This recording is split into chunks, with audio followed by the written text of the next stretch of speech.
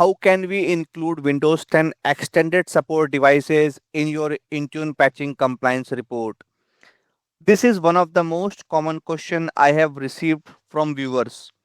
Many organizations are still using Windows 10 extended support, but when you are running my Intune patching compliance script, those devices are detected as Windows 10 end of life and are excluded from the compliance calculation.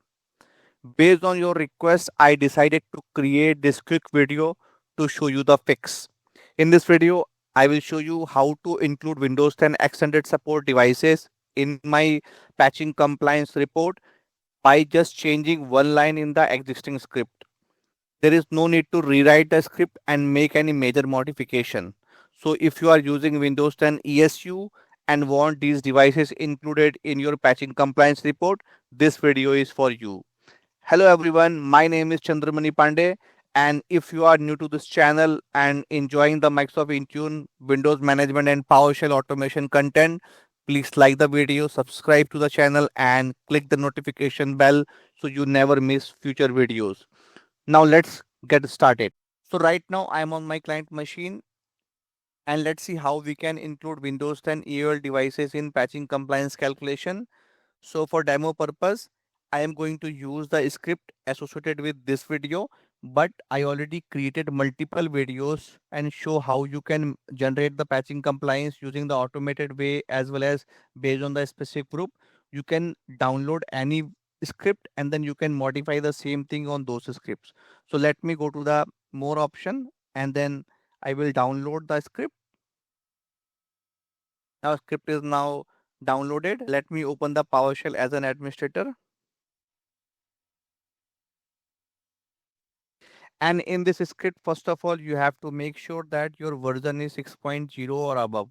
If you have a less than this version, make sure that you update your script because starting from 6.0, I fix multiple bugs associated with this script. So you should have at least 6.0 version in your production environment. And then what you have to do, you just need to go down and you have to search a line. Yeah, here in the exclusion rules, what you have to do if you want to include the EOL devices, you just need to remove this Windows 10 hash as well as you also need to remove entire within the bracket.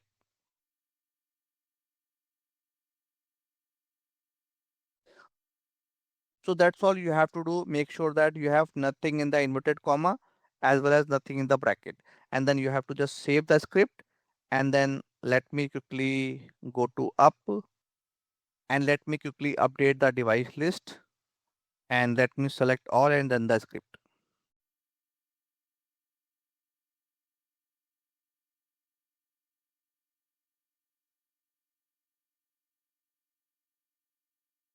And now we can see that the UL device count for Windows 10 is showing as 0. And if you open the Excel report and filter the device based on the OS version,